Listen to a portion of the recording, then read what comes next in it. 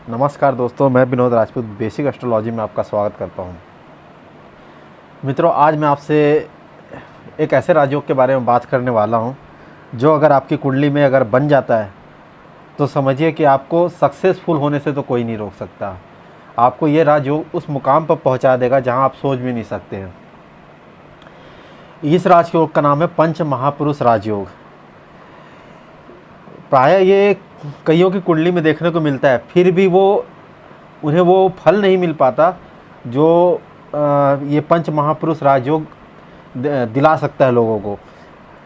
और वो क्यों उसका फल नहीं मिलता? पंच महापुरुष राजयोग अगर आपकी कुंडली में बन जाता है, उसका फल आपको क्यों नहीं मिलता, उसके बारे में आज आपसे बात करूँगा। और कब ये पंच महापुरुष राजयोग फल देता है और कितना फल देता है और ये आपको किस मुकाम तक पहुंचा सकता है, आज इसके बारे में बात करते हैं। तो चलिए आज की वीडियो स्टार्ट करते हैं और बात करते हैं पंच महापुरुष राजयोग के बारे में। तो ये जो पंच महापुरुष राजयोग है, ये 5 ग्रहों से निर्मित होता है। इन 5 ग्रहों में आते हैं मंगल, बुध, गुरु, शुक्र, शनि।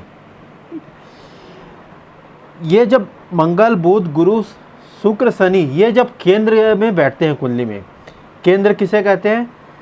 जो पहला भाव हो गया, चौथा भाव हो गया, 7वां भाव और ये 10वां भाव, ये कुंडली में केंद्र कहलाते हैं। पहला भाव लग्न होता है, ये त्रिकोण भी कहलाता है और ये केंद्र भी कहलाता है। ठीक है, इसे केंद्र कहते हैं। और ये जो पहला हो गया, 5वां हो गया, 9वां हो गया, ये त्रिकोण भाव कहलाते हैं। बाकी 6, 8, 12 ये त्रिक भाव होते हैं। ठीक है, तो आज मैं बाकी सब में नहीं जाना चाहूँगा। आज मैं आपको बात करता हूँ, ये जो पंच महापुरुष राजयोग बनने वाला है, ये केंद्र में ही बनता है और इन 5 ग्रहों से निर्मित होता है। तो पहले इन 5 ग्रहों की राशियों के बारे में मैं बता देता हूँ। ये जो 5 ग्रह है, जैसे मंगल हो गया, तो मंगल की राशियाँ आती है, 2 राशियाँ मंगल को मिली हुई है, एक मेष और वृश्चिक। 1 नंबर 8 नंबर ये मंगल की राशि होगी। और मंगल हमेशा क्या होता है? 10 नंबर में उच्च का होता है। बुध की राशि होगी मिथुन और कन्या। 3 नंबर 6 नंबर ये होगी बुध की राशि। और ये 6 नंबर जो इसकी स्वराशि भी है कन्या, इसमें ये क्या होता है? उच्च का होता है। अब बात करते हैं गुरु की। गुरु की राशि कौन सी होगी? गुरु 6 नंबर 4 नंबर ये जो होगी, ये गुरु की खुद की राशि है। और 4 नंबर में जो कर्क राशि बनता है, इसमें क्या होता है? गुरु, इसमें गुरु उच्च का हो जाता है। अब बात करते हैं हम शुक्र की। शुक्र क्या है? शुक्र जो 2 नंबर 7 नंबर, ये शुक्र की क्या होती है? खुद की राशियाँ होती है। और शुक्र क्या होता है? इसमें 12 नंबर में उच्च का हो जाता है। ठीक है, इसी प्रकार हम बात करते हैं शनि की। 10 नंबर और 11 नंबर ये जो जहाँ होगा 10 नंबर और 11 नंबर लिखा होगा, ये शुक्र की खुद की राशियाँ होती है। और 7 नंबर में क्या होता है? शुक्र उच्च का हो जाता है। ठीक है, क्योंकि मैं आज ये जो योग है, क्योंकि मैं आप लोगों के लिए ये वीडियो इसलिए लेके आया हूँ क्योंकि आप लोगों को मैं समझ रहा हूँ कि कुछ नहीं आता है। ठीक है, तो ज़्यादा मैं डीपली आपको नॉलेज नहीं दूंगा, बस सिंपल इतना समझा दूंगा कि आज की वीडियो आप देखने के बाद आपको ये समझ में आ जाएगा कि हमारे जो ये योग हमारी कुंडली में बन रहा है, नहीं बन रहा है, कैसे बन रहा है। आप इस वीडियो को देखने के बाद आप पता लगा सकते हैं। आपको ज़्यादा मैं डीपली नहीं ले जाना चाहूँगा, क्या किसकी राशि है, क्या होता है, क्या नहीं, कुछ नहीं। बस आपको नंबर देखना है और ग्रह कहाँ बैठा है वो देखना है। ठीक है, और कैसे वो राजयोग बन रहा है ये देखना है। तो इसके लिए हम बात करते हैं, जैसे मंगल हो गया। अब मैंने बता दिया, ये 4 आपको इस 4 भाव देखना है। केंद्र कहते हैं, ये ऐसा चल के इधर है, ये बीच के जो भाव है ये केंद्र कहला गया। अब इसमें प्लेसमेंट देखनी होती है। किसकी प्लेसमेंट देखनी है? इन 5 ग्रहों में से कोई भी ग्रह अपनी स्वराशि में कहीं भी बैठा हो, इन चारों में से स्वराशि में कहीं भी बैठा हो। जैसे कि मंगल है, मंगल अगर यहाँ बैठ गया, मान लो मंगल यहाँ बैठा हुआ है। ठीक है, मंगल इस केंद्र में पहले भाव में बैठ गया और यहाँ पर अगर मेष लग्न की कुंडली होगी या वृश्चिक लग्न की कुंडली होगी। अब मेष वृश्चिक भी आपको समझ नहीं आता, तो आपको बस इतना देखना है कि यहाँ पर 1 नंबर लिखा होना चाहिए, या फिर 8 नंबर लिखना होना चाहिए, या फिर 10 नंबर लिखा होना चाहिए। ये तीनों में से अगर एक भी नंबर यहाँ पर लिखा हुआ और मंगल यहाँ बैठा है, तो समझ लीजिए कि आपको ये कुंडली में आपका ये पंच महापुरुष राजयोग निर्मित हो चुका है। ठीक है, उसी प्रकार अगर बुध यहाँ बैठा हुआ है और बुध में 3, 6 नंबर लिखा हुआ है, तो समझ लीजिए कि यहाँ पर आपका पंच महापुरुष राजयोग निर्मित बुध से निर्मित हो गया है। ठीक है, इसी प्रकार गुरु यहाँ पर बैठा हुआ है। गुरु तीनों भाव में से, चारों भाव में से किसी में भी बैठा हुआ है। मान लो गुरु यहाँ बैठ गया, ठीक है, यहाँ गुरु बैठ गया। अब यहाँ पर या तो 9 नंबर लिखा होगा या 12 नंबर या 4 नंबर, ये तीनों में से अगर कुछ भी लिखा और गुरु यहाँ बैठ गया तो भी गुरु से ये राजयोग निर्मित हो जाता है।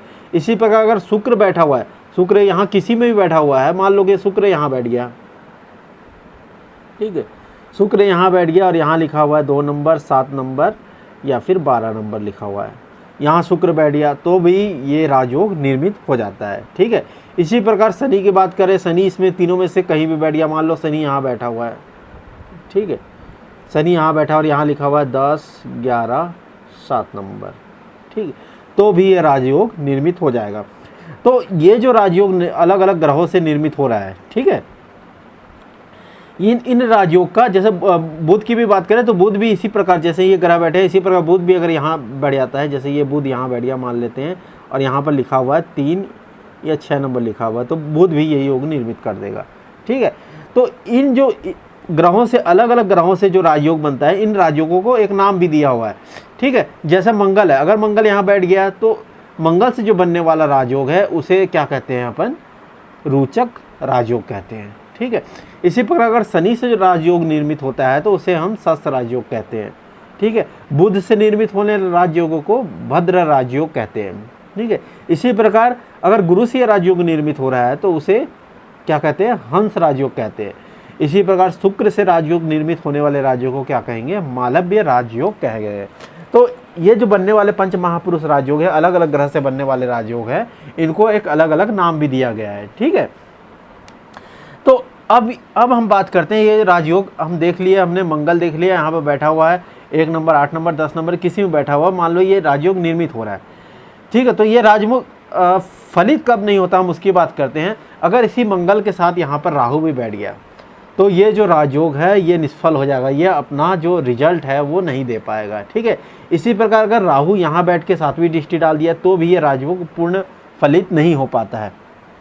ठीक है, इसी प्रकार जो भी अगर इसकी राहु की दृष्टि, केतु की दृष्टि, अगर इनके साथ अगर युति बनाते हैं, दृष्टि संबंध होता है इन राजयोग में ग्रहों के साथ, तो ये जो राजयोग निर्मित हो रहे हैं ये क्या करेंगे, अपना पूर्ण फल नहीं दे पाते हैं। ठीक है, मान लो कि शनि के साथ भी अगर बैठा हुआ है, राहु बैठा हुआ है या उसका दृष्टि संबंध हो गया है तो भी क्या होगा, ये अपना पूर्ण फल क्या होगा, जो राजयोग बन रहा है ये अपना पूर्ण फल नहीं दे पाता है। ठीक है, तो ये जो कुछ कंडीशन है, और हाँ एक कंडीशन और अप्लाई होती है। मान लो कि शुक्र यहाँ पर राजयोग बना के बैठा हुआ, पंच महापुरुष राजयोग, और नवमांश में हम जाकर देखते हैं, नवमांश में अपनी नीच की राशि में बैठ गया। शुक्र किस में नीच का होता है, 6 नंबर में। ठीक है, कन्या राशि में शुक्र क्या होता है, नीच का हो जाता है। और उस नवमांश में देख रहे हैं, उसकी प्लेसमेंट देख रहे हैं, वो 6 नंबर में जाके बैठा, कन्या राशि में बैठ गया तो नीच का हो गया।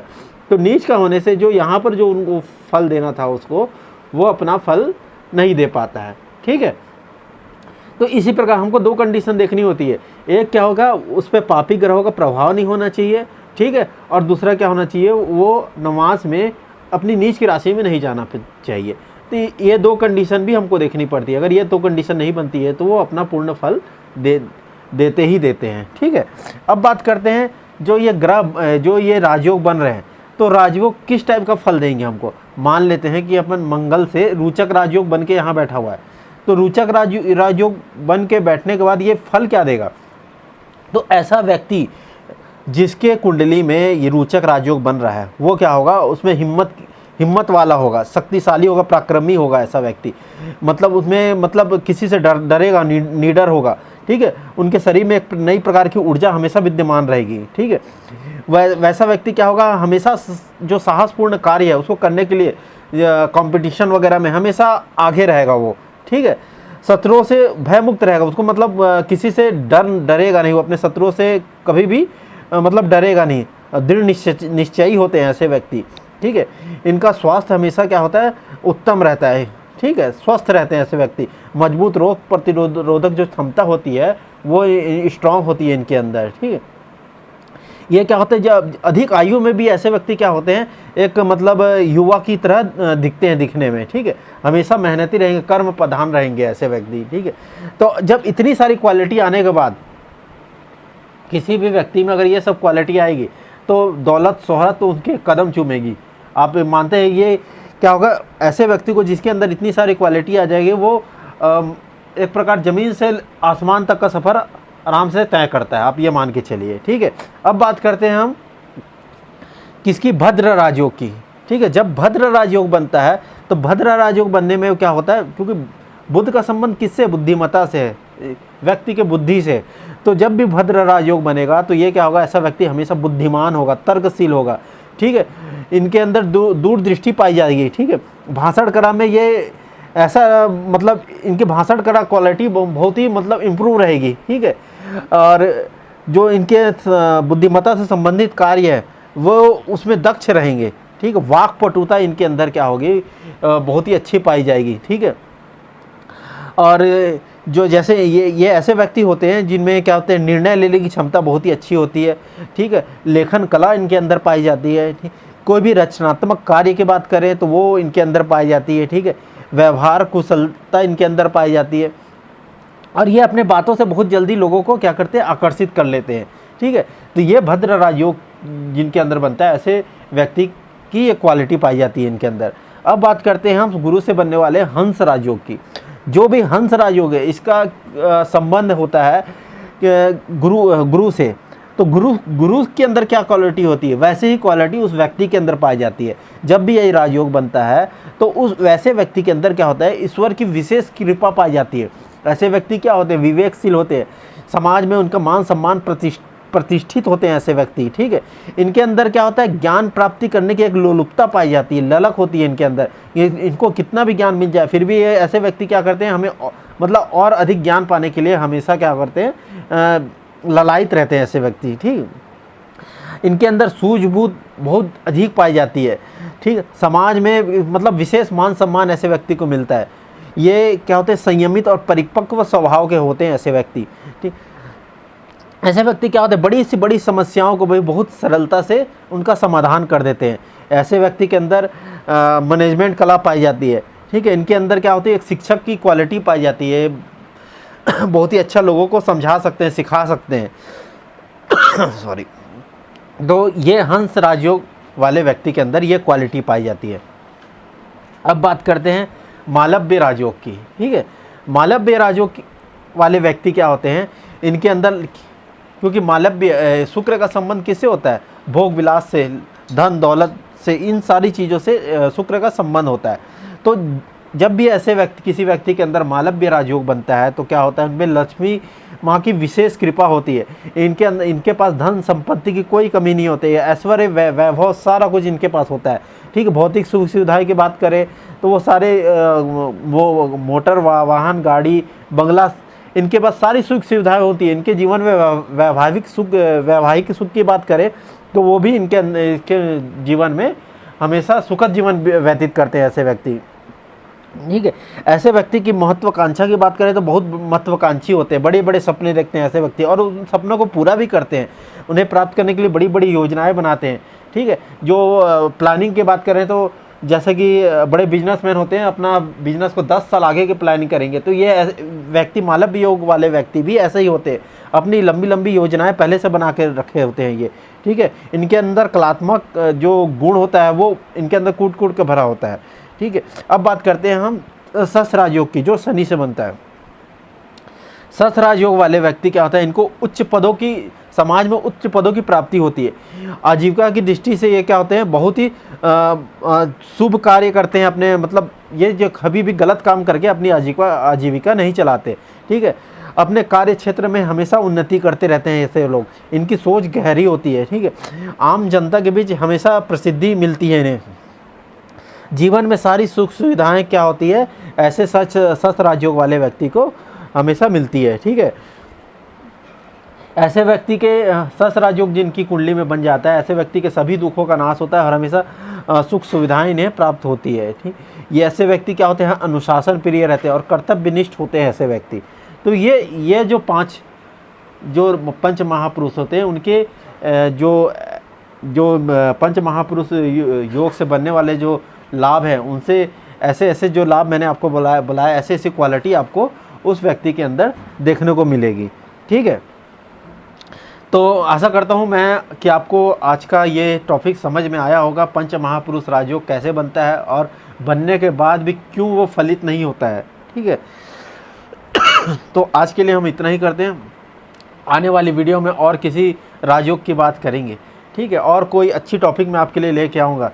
अगर आपको आज की वीडियो अच्छी लगी हो तो आप मेरी वीडियो को लाइक ज़रूर करिएगा, शेयर करिएगा अपने दोस्तों को, और नए व्यूवर्स जिन्हें आज मेरी वीडियो अच्छी लग रही हो वो सब्सक्राइब ज़रूर करिएगा, ताकि मेरी जो आने वाली वीडियो है उसका नोटिफिकेशन आपको मिलता रहे और आप उन्हें देखकर कुछ नई जानकारियाँ आप प्राप्त कर सकें।